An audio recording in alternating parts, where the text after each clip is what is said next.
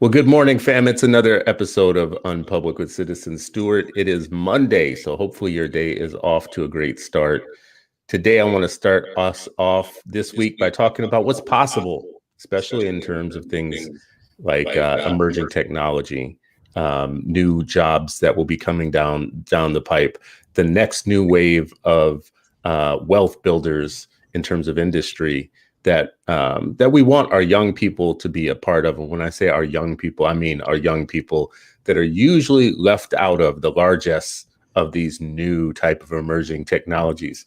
I'm old enough now to remember a few things. You know, I'm a member of Generation X, the best generation, the sandwich generation, the generation between the baby boomers and the millennials, and now the millennials and Z and Generation A. Boy, whew, Generation A is going to do y'all some business. They're going to do business with y'all. And this is what I'll say about Gen X. We were told a lot of things in the 1990s. We were told that a brave new world was coming. It was the .com kind of just explosion.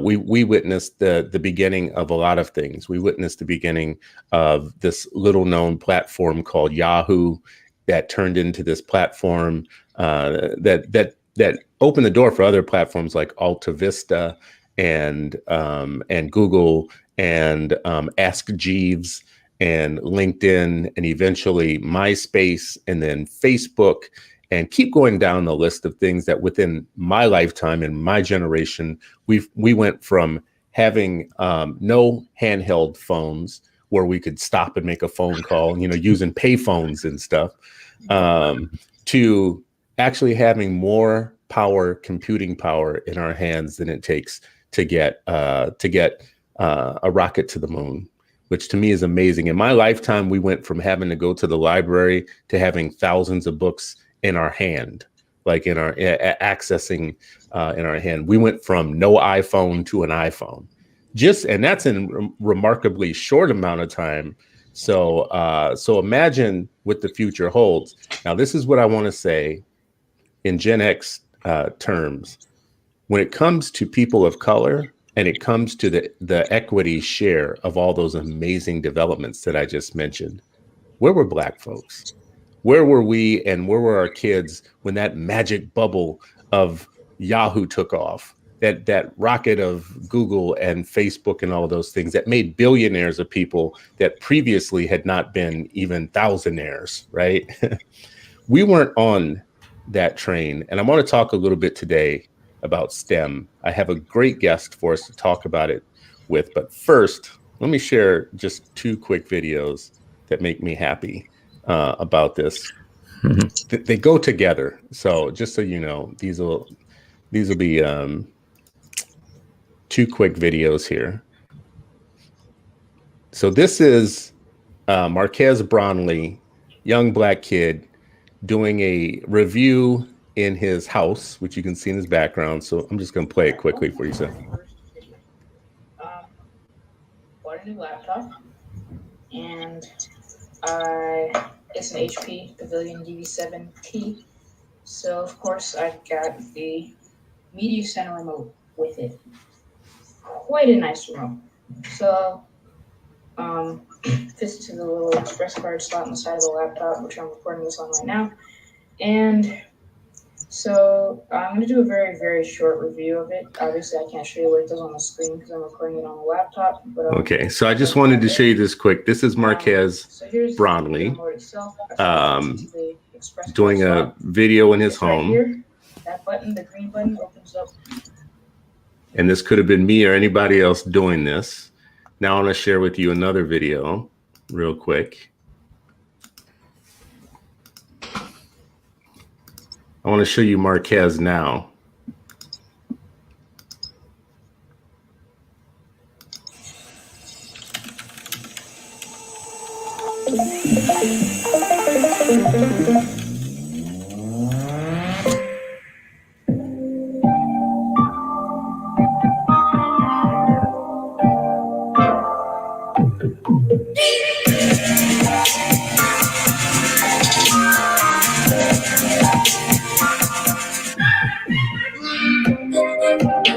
what's up? MKBHD here.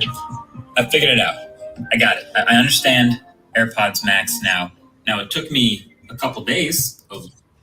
So within 10 years, Marquez Brownlee goes from being a 16-year-old kid in his parents' living room. And if you stuck with him, he kept doing these videos. And in the background of his video, it went from being his parents' house to being his college dorm to being this studio that he's in now. This studio he owns. He built this. This is a multi-million-dollar studio now. He's 26. So in 10 years, he went from a kid doing a video about an HP Pavilion or something to sitting in a multi-million-dollar studio that he built with his own money. He has interviewed Bill Gates and Elon Musk and all of the tech leaders and giants. He's a millionaire. He has millions of followers on YouTube. His channel has multiple channels. He's done a web series on YouTube, Originals, and he is now the leading expert on consumer electronics. So before something comes out, if Apple is putting out a new product, they send it to him first. 10 years. In 10 years, right? This dude went from being a kid who was interested in electronics and technology and how tech works to being a leading voice in technology and tech and how it works. So there's my long-winded kind of setup in I want to see what's possible for more of our children, for more of our young people to go within 10 years from being interested in buying an iPhone to being interested in being part of the ecosystem of the making of new iPhones. So with that, I want to introduce our new guest. Our guest this morning is joining the show for the first time. It is Dr. Jalaal Hayes, who I've met a week or two ago when we had a great conversation with Forbes. We talked a little bit after the discussion. I figured out how little I know about STEM. Dr. Hayes is a STEM evangelist. So great person to have with us this morning. Good morning, brother. How you doing? I'm good, man. Good to be here. Thank you so much for having me. I'm excited because I don't know anything about STEM. I talk about it every now and then. Yeah, you're gonna learn today. I talk about it. I feel old about it. I think, obviously, I think it's a good thing that we get our young people into sciences, into technology, into what seem to be like fields that escape us a lot of times. But why do you care about it? Why did this become the thing that you wanted to invest your time, energy, and life in? Sure. So first of all, I would have just put out there that, you're never too old for STEM. I feel like it. But the reason why I got it, what made me interested in STEM in the first place, because as a kid, I was naturally curious, and being naturally curious, I always try to figure out, okay, what subject will spawn my curiosity? And just so happened, science was the way. It started out with just me playing with magnets in a library, in my public library back at home in Philadelphia. And then from there, I started learning, okay, what makes magnets attract? And that got me into the whole concept of the materials and all of that stuff. And I stuck with it, and really with the materials, and then understanding the chemistry behind it. So for those who don't know, I am a trained chemist. So with that being said, that's what took me throughout my whole STEM journey. Then when I learned about chemistry, it's as I got deep into chemistry, we like the mixy science. So we in everything. So if you're doing tech, biology, physics, engineering, we're there. Chemistry is part of, even now, the green sustainability chemistry. So just that whole concept, learning that, I realized that, being a chemist, I get to touch STEM, which makes even me more curious now, being 28 years old. So did you was that just natural to you though? We have a sense oftentimes that that's just for some people, like to be, into chemistry. That's not for everybody. That's just for some people. So if, that was you, maybe you're just naturally gifted or talented in that area, and it's not for everybody else. Would you agree with that? I would say, well, personally for me, no. And the reason why I say that is because I started out, I got before I was introduced into the concept of just magnets and all of that, I was actually right-brained. I was real creative in creative writing. So with that being said, I stumbled upon it. And then from there, I started exploring, this looks interesting. Let me just learn more and more and more. And that just came from just the effort, really just focusing on what does this mean? Because again, I always try to figure things out. And so I guess I could say I'm natural in that. So figuring that out, that's what drove me into the whole concept of what science actually is. And I didn't realize naturally I was doing a scientific method. But back then, I just called it just me being curious and just want to know. But before I even stumbled upon that, I was more reading, writing. I was more of an artsy guy. So I played saxophone, I played the flute, I did all the things, art. But when I stumbled upon this concept of magnets, that's what made me dip into the whole science. So I would say for me and my experiences, it was a no. But I think for other kids, they can be introduced early, and that can be a natural gift that they've discovered through that whole concept of curiosity. But it can be a learned discipline as well. It depends on, do you really want to get into it? But you got to do it I believe as a kid, do it in a fun way. Yeah. What type of educators did you have that were nurturing your belief that these were good fields for you, that you could just follow your interest into very hard fields? So I would say first it started off with my parents just guiding me to figure out what I really wanted to do. So that's what that was my first set of educators. But as I move forward, my parents start saying, he likes the sciences. So they put me around like people that were in tech, people that were naturally trained chemists and physicists, and then overall engineers. So just put me around different people and seeing which one stuck for me. So that's what I can say for my journey. That's what happened, because I didn't know. I literally, like I said, just stumbled into it. And then I was like, okay, he's in science. There's a wide range of sciences. Which one he's going to draw to more? And ultimately it was chemistry. I think that's interesting, just in that putting people within your path, other people around you who knew something a little different than maybe what we know as parents. I think that my parents did a good job of that, which is a lot of friends, or they would try and make friends with people that had some sort of discipline that they didn't know. And I didn't know that they were doing this at the time, but it did give me, and honestly, that was more for me, it was the opposite in some ways. I was a little bit interested in sciencey things. When I was very young, my mom always used to buy me these books. She always bought me books, but Peanuts, the Peanuts characters, the Schultz line of books used to put out a lot of stuff about the sea, the ocean, the astronomy. It was like Snoopy in space and Snoopy in the sea, and all of them were teaching you about these elements. And I remember becoming very interested in the ocean, like stuff that like ecology type stuff, through, of all things, Snoopy. Through all things, like, but I could remember them putting artists in my path. They had more, my dad was a big jazz person, and living in New Orleans, he took me to a lot of jazz things and whatnot. And even though I was interested in the science, I went the other direction. And I'm only saying this as for parents listening and others, it does matter to show rather than tell. Like to actually have your kids look at somebody doing something.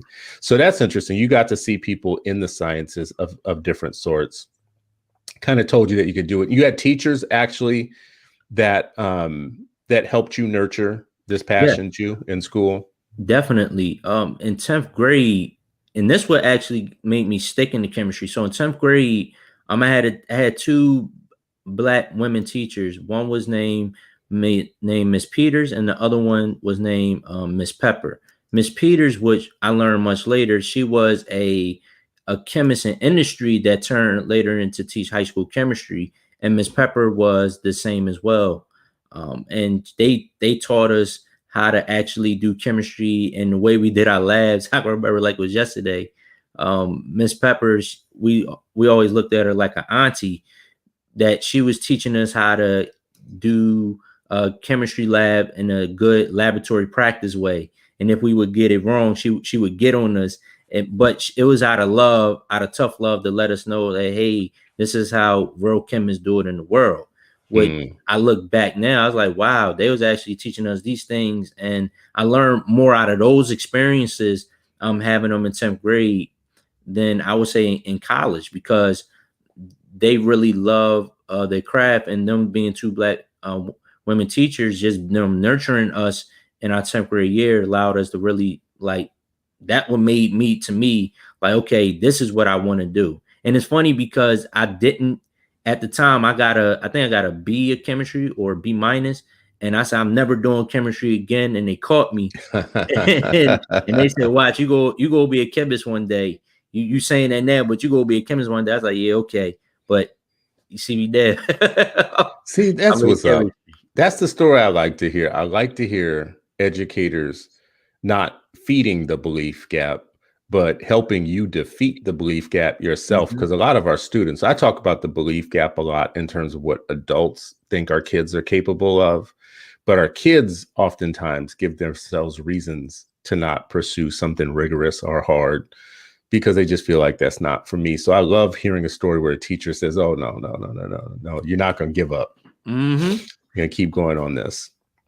And she reminded me like my mother too. So she was on me every day. Sis did. So it was glad that, you know, you have somebody that looked like you, believe that you could pursue a field that doesn't have a lot of you in it. And that's been the driving force all the way through my career, even now. And that's why I choose to try to give back to my community, to let them know they can do it too. It may not be in chemistry, but in other fields of STEM, or now known as STEAM also. So you are an HBCU graduate, is that right? World famous, was it Lincoln University? Yeah, I'm a two-time HBCU graduate. So first was Lincoln University of Pennsylvania. And then the second one was the first state HBCU, I call it, which was Delaware State University. Gotcha. So you're doubled up on the HBCU thing. So in both of those environments, you're not dealing with the situation where you're looking around and you're like the only. You had other people of color pursuing what you were pursuing. Yes, until I had to go to conferences, which I did a lot of. But but in my day to day, no, I didn't really have. I dealt with people of color from day to day, except for I think it was probably a few of my professors, but other than that, I dealt with people who look like me. And how much do you think that made a difference in your being able to, I'm thinking about the imposter syndrome. I'm thinking about even some of our brightest people do end up in situations where they look around and they question themselves. But I imagine that if you're in an HBCU, and you're seeing other people like you who are teaching and learning at the same time, that's one of the things that you take off the table. But maybe not. You just mentioned you go to a lot of conferences, and then all of a sudden you're the only. Are you feeling really confident in those rooms? Are you feeling like, or is there a period of time where you have to adjust? Well, when I first got in the rooms, I felt like I had to adjust, and I did feel like imposter syndrome. I would say that because this was my first time being outside of environment of people of color, and I really had to like check, like okay, there's other races in STEM. Okay, let me just listen to them and see, like, understand the dynamic. Although I had my technical skills down, my social and emotional, I couldn't really relate, and that's where I dealt with the imposter syndrome. Say, well, do I really fit here? And I dealt with that in the early part of my career. Now, after getting more understanding the diversity and getting more multicultural, when I walk in the rooms, it's like I'm multilingual. I could still be me and still have the conversations with them, because over time I learn about their culture. I start, I guess, teaching them about my culture, and we start having those conversations. Not just on a technical level, talking our research jargon or science jargon, but we also can have those conversations of, how is it in your country? What is that like? And, oh, I went to this place. Okay. So it's become more multicultural over time. And it still is a learning process for me as I'm going to different places, especially now. I'm visiting different universities. So that's a PWI. So now I'm getting it now. So now is like, okay, and okay, let me. Did they really mean that? What was that? Was that a microaggression? Was that supposed to get me mad? I'm not sure. So that I'm learning that literally now. At 28, but in my early years, it was. I mean, bro, 28 is still pretty young. I just want people to get. I want people to get this listening. I'm talking to Dr. Hayes, who's 28 years old, and has already done some things. That's amazing to me. I'm still learning, bro. I'm still learning out here, wow. and I'm grateful to say that being young, that I'm still learning, technically and socially and emotionally about myself. So just really understanding the world we living in, and as it's constantly evolving, I'm glad to say, there's some challenges, but also some upsides. But through the challenges, it shows me that I'm living. So, but to answer your question, I'm dealing with it now. Many of our young people are given a limited view of the world of what you can do professionally. Yeah. So many of our young people definitely are given avenues towards. So first of all, let me just say this: something crazy like. I want to say, somebody in the comments, fact check me on this, please. I'm just putting it out there. I want to say it's something crazy like 80-something% of our degrees are business administration degrees and business degrees. And even a couple of a lot of the college programs that are aimed at us, especially mid-career college folks, is all business administration. So we have this like overabundance of either social services degrees or business degrees, which I think, the theory all along for a long period of time was those were always going to pay off because there was always going to be work with the government or in business, right? Yeah. Like that was the theory. But man, as a portfolio goes, you would want to have a mixture. Add to that our young people are shown opportunities in the entertainment field and in sports as being like, two of the big kind of draws or whatnot. What do you think the real opportunities are? If you had to really speak to young people and the students about the opportunities within STEM, what do you think are some of the emerging opportunities that we might miss, or what are the opportunities in STEM for our young folks? Sure. So in STEM, one of the things I'm looking at in regards to opportunities, I would start off with the quote that probably somebody said, but I say a lot, is STEM is the new money. So STEM is becoming more of a commodity now in terms of the trends, and a lot of opportunities that they growing every day. If we're talking about the economy now, one of the things that students can get into is being of course, computer science. We're talking about cybersecurity, and as well as coding or app development, making apps code or non-code. Another way in STEM, we're talking about the sciences. You can get into, if for young ladies want to understand cosmetics, that's called formulations chemist. Also, sustainability is a new thing. We got sustainability chemistry when we're talking about different types of detergents or things that we use. Technological, I already mentioned the coding, but also you can do hardware building or product development. Engineering, that falls under product development, and as well as just learning how to build bridges. You can start up with the marshmallow bridges and things of that nature through just science projects. And mathematics is, of course, money, but you have careers also known as like actuary sciences when you calculate insurance, and also a new career is emerging when you're talking about quantum computing. When we mixing the computer science and the math together, when you're doing a lot of computational work on what's happening on a quantum level, but also when we're talking about mathematics, you're looking at things in regards to just computational everything when we're looking at modeling, because the world now is looking at, okay, can you create the model before you're doing the actual product? So there's a lot of things there's a lot of careers that are here, but there's some also evolving ones. You're thinking about artificial intelligence, virtual reality, that's tech.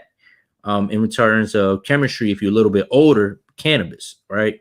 I'm not recommending for little kids, but in terms of but you got the cannabis industry. Well, wait a second now. Out of all the STEM field stuff, that's what you got for old people? That's what we got? We get so we get the weed, right? You said all this other great stuff. And in yeah, we're making advancements in hemp and cannabis. That might be for the older folks, right? I think sustainability too, because if you think about in regards to thrifting, we've been doing it, but now they put a new term on it, sustainability. How can you sustain your clothes for a long period of time? What can you do? What can you create out of it? Yeah. You think about young ladies, they say, I don't want to throw this dress away. Let me create a bra or something out of it, or let me create a skirt. So we've been doing it. It's just now we turn it into a whole science.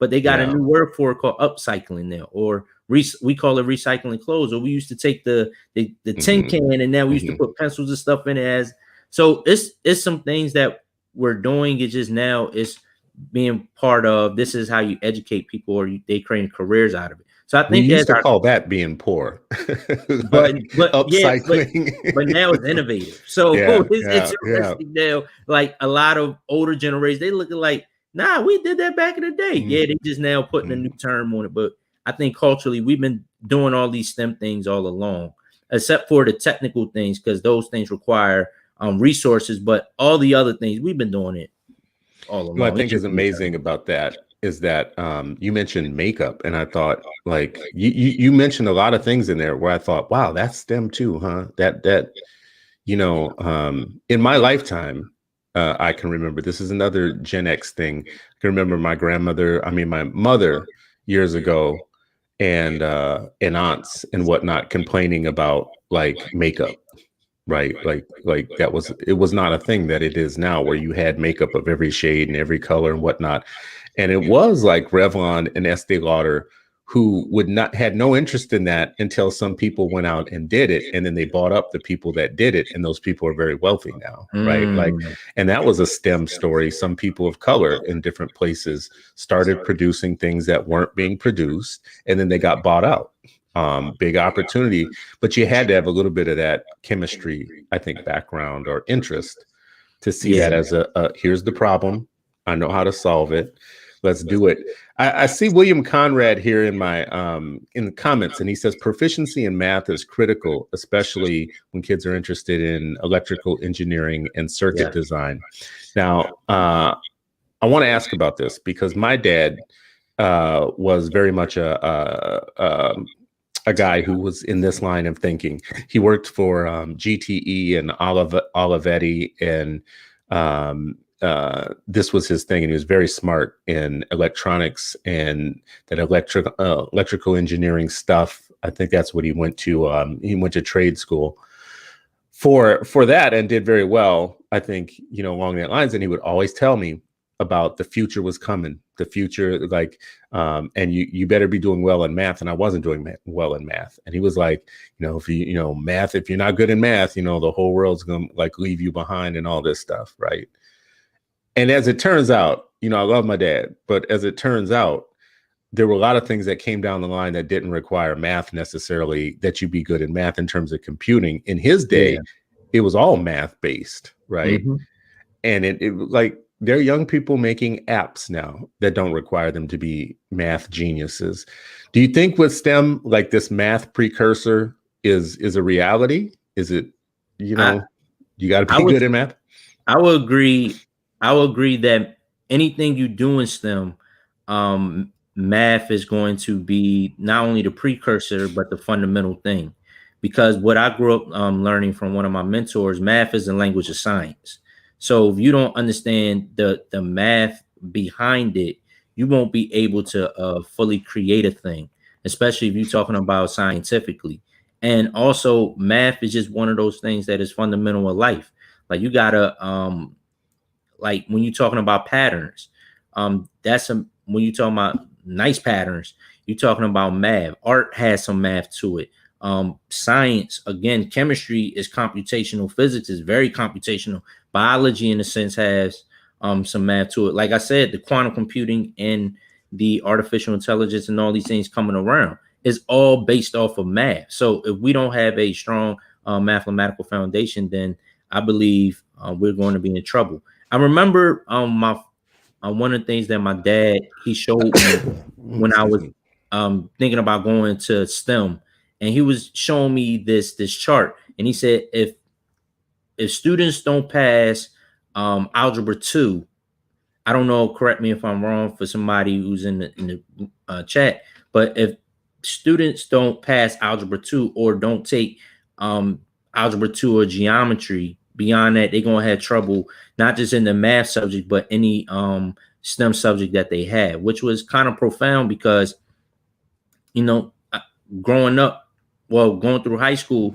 it was kind of okay for me. Like I passed very well in it, but when I saw other students, is when they try to do it, I was like, okay, but I know they're smart. But once they got into school, it started taking a toll on them. So I would just say agree. If you really want to understand the basis of everything, yes, math is going to be the precursor, because you need to, in order to do engineering, you got to have a strong math. You got to make sure that you know what you're doing when you're calculating things.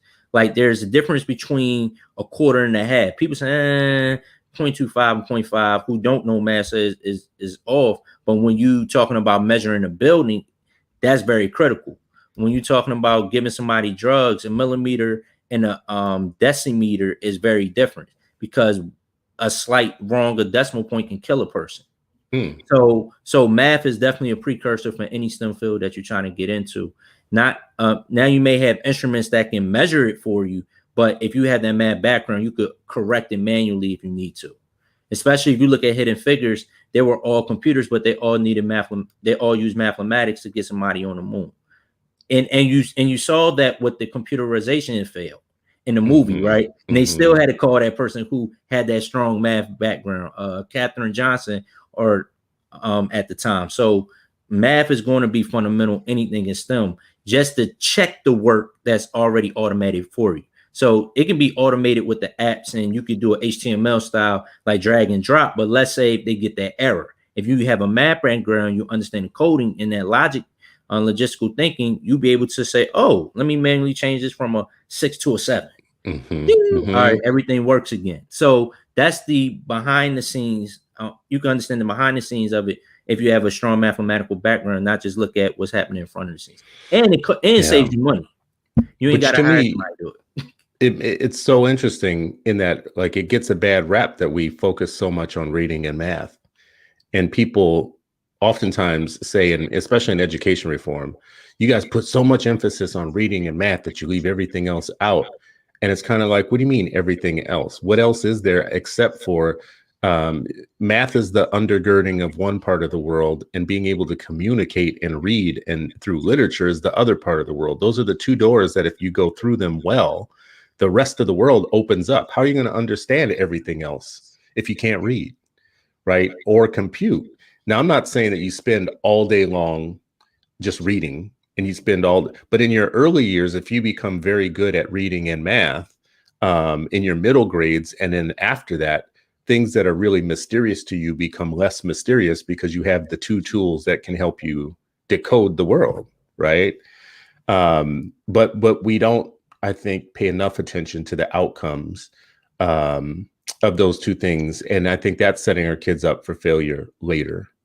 In a way that you just said, you just told me how much math, like math is the language of all these other things. So why wouldn't I want to be trilingual, right? Speak English, speak reading, speak math, right? And be able to see the rest of the world. I do know that we do too little of showing our young people practical examples. I've seen some stuff like, I can't remember which one of my kids it was that was fascinated with some YouTube stuff. And there was like the physics of a jump shot. That was very fascinating to him. And I just, that got my mind to thinking of, oh, so that's interesting to you, not physics itself, but the physics of a jump shot, so that you can improve your jump shot using science.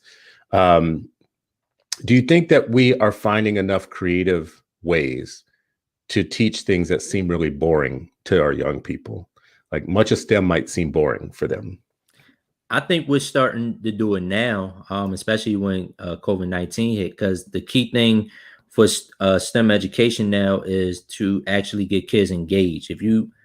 Engagement is very, very key just with any subject, but especially in STEM subjects when concepts are very hard and the careers for them are very high. So I see it now my fellow influencers in STEM. I see them actually making it more fun and more engaging, putting hip hop and STEM together. I see a lot of that happen. Of course, for me, I have my own series, Science Days, that I show just practical experiments you could do while being home to touch different subjects. I see other people who are like marine biologists that actually go out in the wild and show the chemistry component or the marine science component to STEM. So I see it evolving as you see the media is up front. A lot of science communicators is coming and making it simple and also entertaining. And I definitely see it now. Like edutainment is on the rise for STEM. I could see that. I love that concept, edutainment. Actually, let me share something with you. This falls into the area of edutainment. It's a video.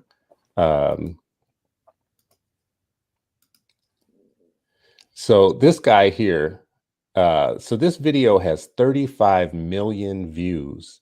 Wow. And the guy's name is Mark Roper. He's got 17 million subscribers. He's an engineer.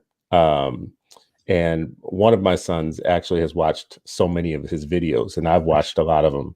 This video right here is, and this is the guy. So he had a problem with people stealing his Amazon packages. So being an engineer, he's like, well, what can I do actually about that? So this box right here is a box that he designed and created, and inside it are several cell phones that have cameras on them, and it's a glitter bomb. Wow. So when somebody steals this and takes it home, when they open it, it showers the room with a bunch of glitter, and then it sprays fart spray that is like hard to get out of your carpet and out of your air and out of your room, and it tracks you, it knows your location, and it takes pictures of you. Now this was an engineer's a young guy's engineer's response to having packages stolen, right? And he takes you all through the process, and it's just crazy that he catches people. He's got everything that he needs to know who did it or whatnot. I only bring this up to say, you said edutainment. This is very entertaining. If people want to go look at it, look for Mark Rober's channel and look for Glitter Bomb, and you'll find it. But it is entertaining to young people because of the fart spray and the syncing the cell phones together to getting the battery. He's done it for 3 years now. So he even walks everybody through the improvement of the product over the last 3 attempts, because we had problems with this. So I fixed that. Now he is selling online design classes to teach you to build something yourself, anything you want. He takes you through the engineering process, and it doesn't require a big fancy school anymore. He's getting people in by entertaining them first, getting their curiosity piqued, and then telling them, I can teach you how to do stuff like this too, without, a bunch of formalities or whatnot. Again, though, this is not necessarily aimed at our kids, right? This is something I'm watching other people get into. So where's the Dr. Hayes edutainment channel? So like I said, I did a little something. I did something called Science Days with Dr. Ja. And essentially I treat it like Sesame Street. So I give a word of the day, and from that word of the day, we're going to apply experiment to it. So one of the ones that a lot of people liked was the thermodynamics with ice cream. And what I did was just talk about thermodynamics, and just simply broke down the word thermo and dynamics, defined them, and then put a sentence together, which I said, I know a lot of my scientists say is more to it, but I simply said just for the kids is just the flow of heat. So you're looking at the flow of heat, the study of the flow of heat, flow from one thing to another in the form of energy. And we watched that through ice cream, and I walk them through how ice cream goes from a milky substance, very liquidy, to more colloidal, which is a solid and liquid substance together, which is ice cream, and showing them the process of making ice cream, which is entertaining, but also they learn a word to go with it. So every time they think of thermodynamics, they got ice cream. So I did a little bit of something with that.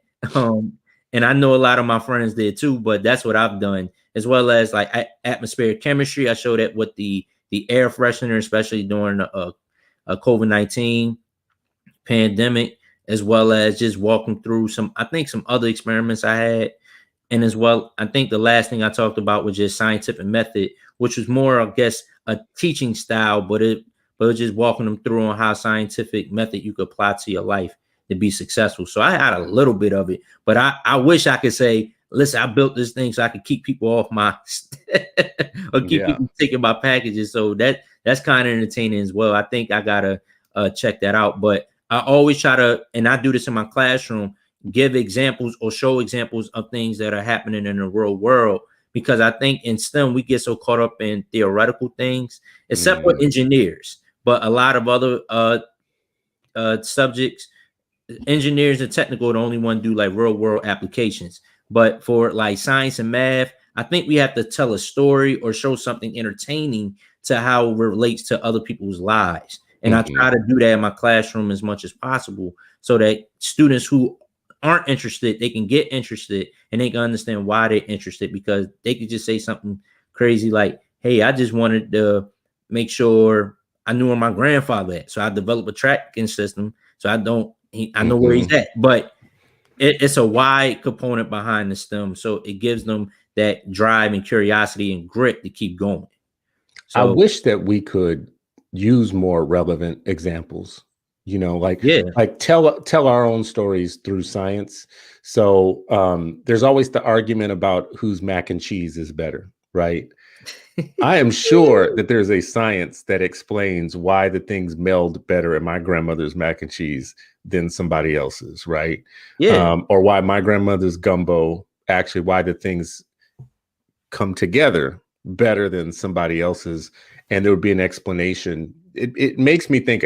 I learned a little bit about restaurants, how they want to give you certain wines that have like the tannins somehow do something to your tongue that makes you able to eat more, because it cleanses your palate in a way where you can, take in more fatty foods. So you keep eating so they want to only serve you those kinds of wines. And I thought, man, they got us down to a science, like just even things like that.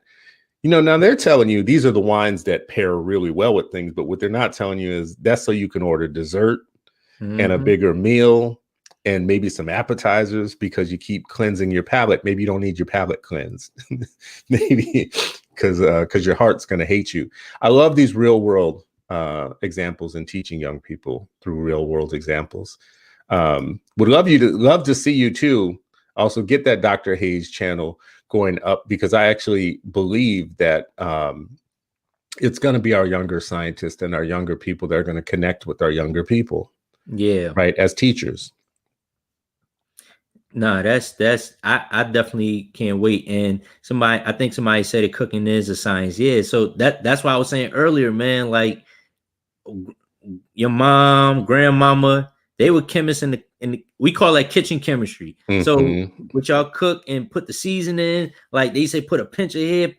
So that literally you doing a scientific method, you walking it through, but actually saying they got it down to a science. Yeah, they just been doing it over and over. And now it's just to the point where I got it in repetition. So I definitely, you probably will see me doing more videos. I definitely won't get into more videos in that, but specifically the whole kitchen chemistry or cooking up food, that is definitely dope. And it's an art, because now you got to put the little why it appeals to the eye, and that's a whole physics in itself. So it's a lot of things you can look at that makes it entertaining, but also educational psychologically that you don't even realize. So you'll see some. It's so funny. Home ec was my favorite class in high school. Typing was the only class that made me money after high school. It's the only class I ever took in all of my 12 years that actually literally made me money. Learning how to type as a young person,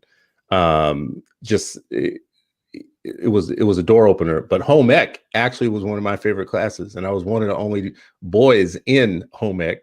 that actually chose it on purpose. And what people didn't know is part of it was that I was always a hungry kid. So Wow. I knew that home ec was going to be a place where I was going to get to eat again.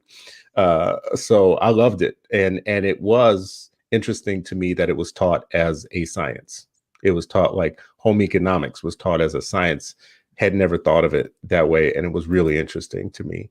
I want to show you something else here and get your opinion on whether or not you think this is real in terms of an opportunity through Google. Google now has this page. It's called Grow with Google. They have all these career certificates and free training that you can do at home that doesn't cost any money to get into what are supposed to be, this says job ready skills you can put to work, flexible online training designed to put you on the fast track to jobs in a high growth field or in high growth fields. No experience necessary, learn at your own pace. You'll stand out as an employee, it says. So it teaches you things like IT support, data analytics, project management, UX design, which I don't know what that is, Android development, which I think I have an idea of. So you literally, Google is offering now free training, and LinkedIn has something similar to this now too. These things look, like amazing and happy and shining. In my lifetime, I can't remember free anything. Like free opportunities to learn, like everything, a certificate cost you money, right? You had to go to a little college, and some of those colleges, like back in the day, don't exist anymore. ITT and, well, maybe ITT does, but some of these, colleges I remember. Is this a real opportunity? Are these things real? And are these fields that people still would be able to earn money in? So I would say for the UX design, yes. That's basically the app development or just designing the interface of a phone. But a lot of those things that you mentioned are not only going to be real and needed, but it's going to be a commodity, especially we going more into the technological age. A lot of those jobs look like they are tech-based, and being tech-based as we move in towards more of a technological world where we're talking about data is going to be worth more than gold. That's definitely essential. That's going to be the new wave, and I think Google's already on it because Google is now tackling the skills-based economy as I think we're transitioning into now, where it's going to be based off of what is your skill set. Can you solve an actual problem, and what can you show to actually solve that actual problem? And they put a credential on it, which we call it micro-credentialing now. So we got to watch out as educators that we not only just teach the content, but we also got to look at what kind of skills that we're actually giving our young people so that they can not only thrive now, but thrive in the future as well. Because if you look at those jobs, they're already planning for the next 20 to 30 years because that's where the world is moving. In a sense, and the Android development, I think because Google owns Android, but essentially that's where we're moving in regards to developing things in technology and how can it work in our day-to-day world and how they can put them in our day-to-day world. So us as people can adapt to them. And it's not so much university based anymore. I mean, some of these things can be done through, like, you can learn some stuff at home on your own now. Yeah. I think I heard you say skills based. I wonder if did you mean by that it's not all about your degree anymore? Because like some of these things in Google, the way they're saying is basically Google, the company itself, has now done away with degrees as a requirement to work there.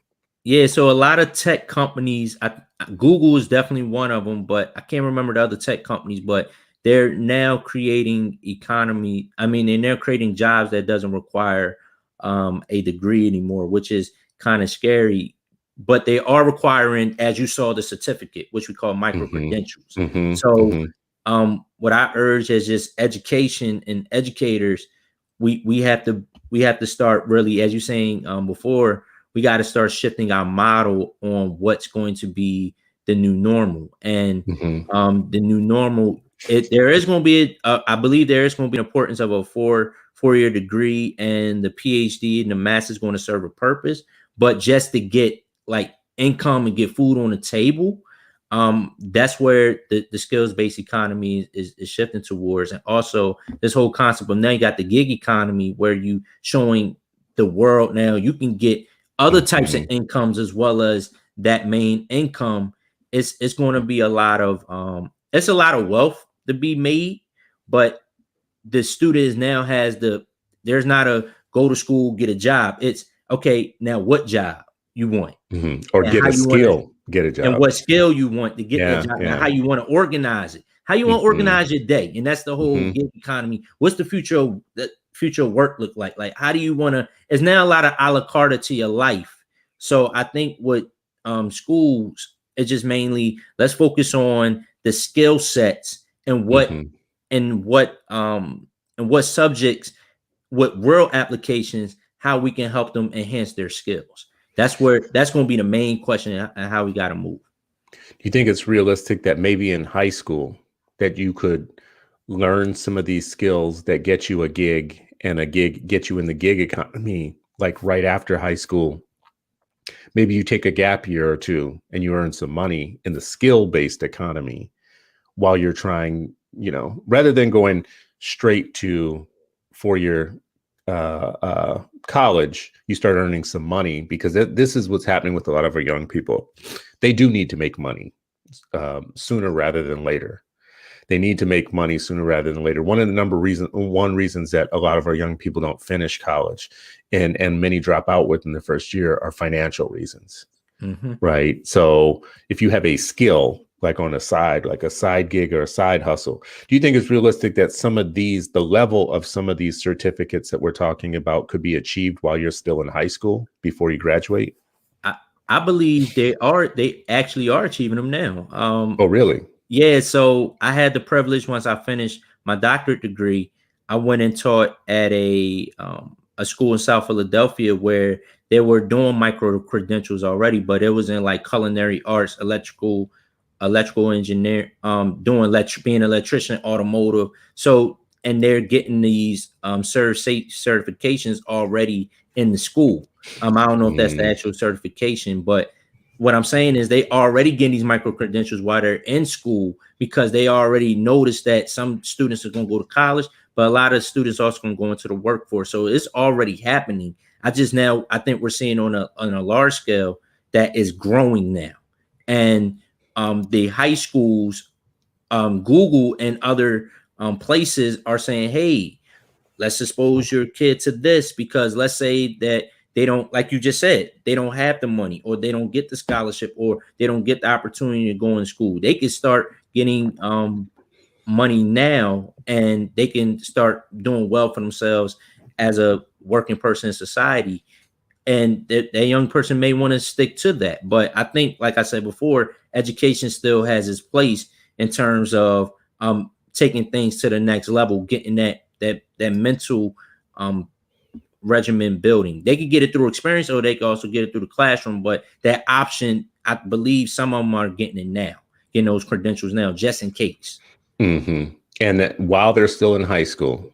While they're still in high school. Like I know a school for a fact that's doing it in South Philadelphia, which I taught at.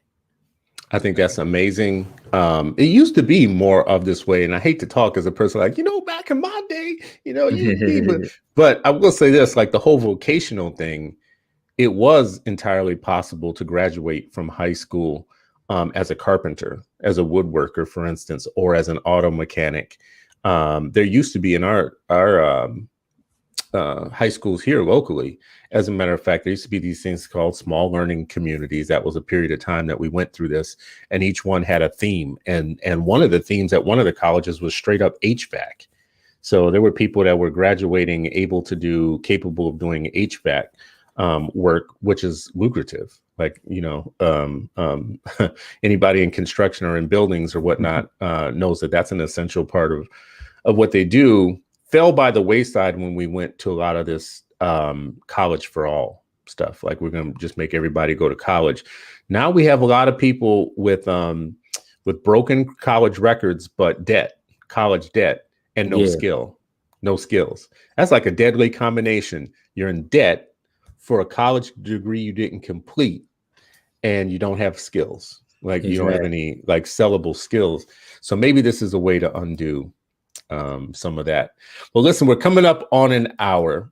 I do want people to check out your website. I think I did put it in the comments earlier, but just for people to know that you can reach Dr. Hayes at drjalalhayes.com. And you can also find him on Twitter. What's your Twitter handle? So, of course, my Twitter handle is at drjahays. So Dr. J.A. Hayes. You can reach me. Any last words, final words for people that want to see our young people get involved in STEM, or what's called STEAM? I've been calling it STEM this whole time.